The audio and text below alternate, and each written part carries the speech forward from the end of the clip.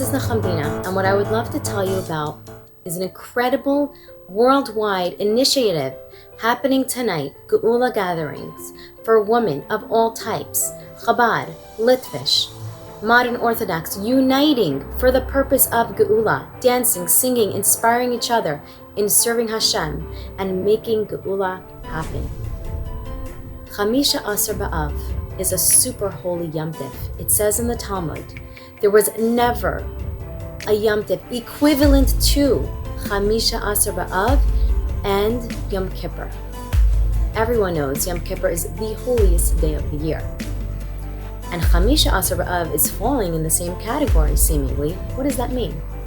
Chassidus explains that the highest level of Hashem, Atik, is revealed on both Yom Kippur and Chamisha Asar B'av. That is the level where Hashem wants the Yidden and chooses the Yidden. So what we are celebrating is the marriage of Hashem choosing us. It says in Bnei Yissaschar, 40 days before a baby is conceived, they announce in Shemayim who this baby will marry. 40 days before the creation of the world, Chaf Hei Elul, is Chamisha Asar B'av. Hashem is choosing us on this day, which allows us the power to choose Him. We are davening, dancing and singing to bring the Geula, telling Hashem we are ready. We are ready for the Beis HaMikdash to come down now. It says that in every month, the power of the month is revealed and manifested on the 15th of the month when the moon is full. For example, Pesach, when did the Yidden leave Mitzrayim? On the 15th of Nisan. That is when it was revealed, the power of Geula. The power of this month is revealed on the 15th. What is the power of this month? It says that just like Hashem took away the Beis HaMikdash in this month, Hashem will rebuild it in this month. The Beis HaMikdash will be rebuilt in this month. This is the month of the Geula. We know Moshiach is born on Tisha B'av, which means on our birthday, our mazel is strengthened. Mashiach is strengthened and is revealed on Chamisha Asar B'av, the power of Mashiach. So this is a day super connected with Mashiach, which is made up of the highest level of all our souls, of the Yechida, and by us tapping into this super holy day and revealing our Yechida is how we can make the Geula happen. So join a gathering, dance, sing, and let's all daven together for the Geula. On Ani Ma'amin is a very special song that it's told about it. We will sing it and greet Mashiach with this song. We are doing a united singing at 8:30 EST time tonight and PST time 8:30 that you can sing in your own houses, Ani Ma'amin, and let's pierce the heavens and tell Hashem we are ready. One last thing. We are having a challenge. We want 1,000 people to step up and send in a video, why is Mashiach important to them? Thank you. And just to know, because Hashem chose us on this day is why the Chassan chooses a Kala. Because everything physical and spiritual is connected. So this is a super holy day to tap in and make the Geula happen.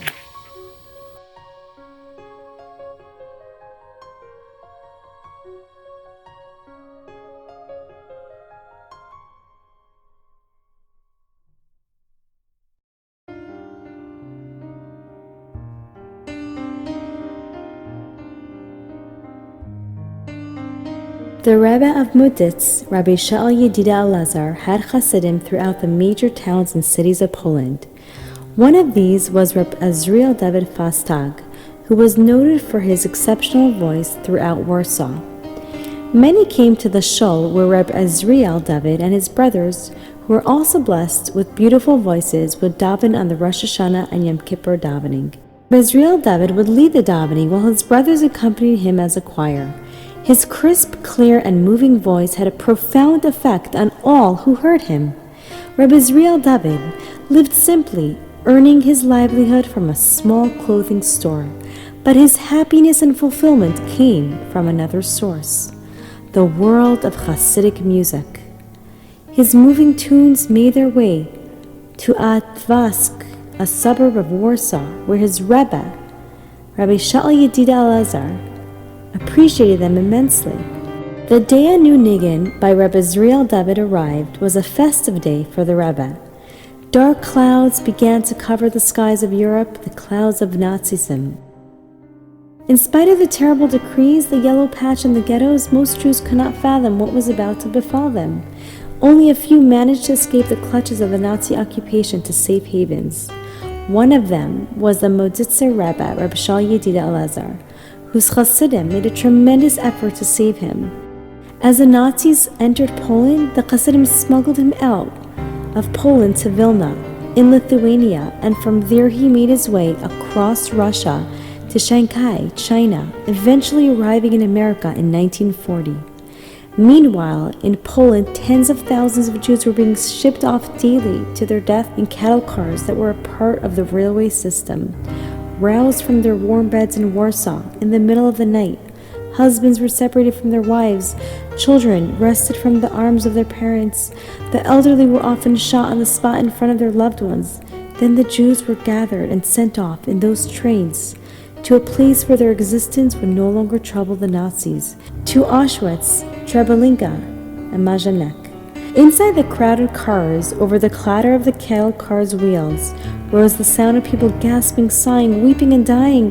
One could hear the stifled cries of children crushed together, but in one such car, headed toward the infamous death camp Treblinka, the sound of singing could be heard. It seems that an elderly Jew, wrapped up in his ragged clothing, his face white as snow, had made his way over to his neighbor on the death train, begging him to remind him the tune of the Myra Cohen, sung by the Moditzer Rebbe during the Yom Kippur service. Now what you want to hear is Niggunim? Answered the other, with a hard look at the chassid, thinking that maybe all the suffering had caused him to lose his mind. But this Moditzer chassid, Rabbi Azriel David Fastag, was no longer paying attention to his friend or to anyone else on the train. In his mind, he was at the prayer standing next to his Rebbe on Yom Kippur, and it is he who was leading the prayer before the Rebbe and all the Chassidim. Suddenly, there appeared before his eyes the words of the 12th of the 13 principles of faith.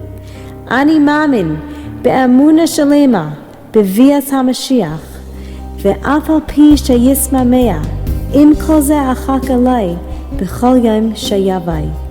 I believe with perfect faith in the coming of the Moshiach, and even though he may tarry, nevertheless, I wait each day for his coming. Closing his eyes, he meditated on these words and thought, just now, when everything seems lost, is a Jew's faith put to the test. It was not long before he began to hum a quiet tune to these words. There, amidst the death and despair on the train to Treblinka, the chassid was transformed into a pillar of song, bringing forth out of his bloodied lungs the song of the eternity of the Jewish people. He was unaware of the silence of the cattle car and of the hundreds of ears listening attentively in amazement. He also didn't hear the voices as they gradually joined his song, at first quietly, but soon growing louder and louder. The song spread from car to car. Every mouth that could still draw breath joined in Rabbi Azriel David's Ani Ma'amin. As if waking from a dream, Rabbi Azriel David opened his eyes to the sight of the singing train. His eyes were red from crying, his cheeks wet with tears. In a choked voice he cried out, I will give half of my portion Olam Haba to whoever can take my song to the Moditzer Rebbe. A hushed silence descended upon the train. Two young men appeared, promising to bring the song to the Rebbe at any cost. One of them climbed upon the other and, finding a small crack of the train's roof, broke out a hole from which to escape. Poking his head out under the open sky, he said, I see the blue heavens above us. The stars are twinkling, and the moon with a fatherly face is looking at me. And what do you hear? Asked his companion.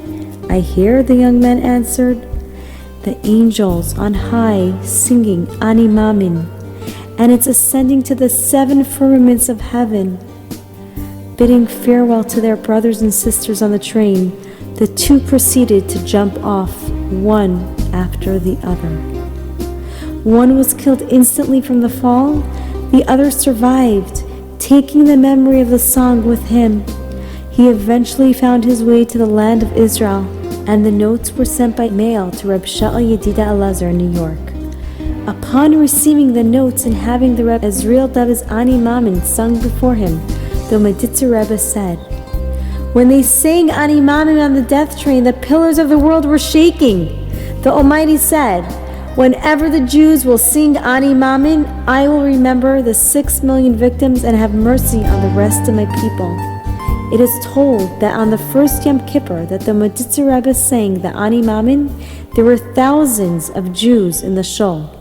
The entire congregation burst into tears, which fell like water into the pool of tears and blood of the Jewish people. Tune soon spread throughout world Jewry. With this niggun, said Reb Shaul Yedida Elazar, the Jewish people went to the gas chambers, and with this niggun, the Jews will march to greet Moshiach.